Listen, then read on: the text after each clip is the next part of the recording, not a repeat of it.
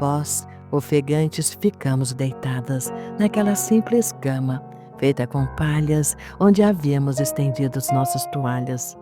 Ficamos abraçadas, ouvindo o compasso acelerado dos nossos corações, como se ainda pulsassem no mesmo ritmo da entrega. O silêncio que se formou não era vazio, era cheio de respiração, de calma, de satisfação.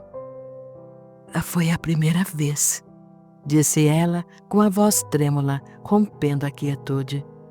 Que fez amor com uma mulher? Perguntei, ainda com os olhos presos nos dela.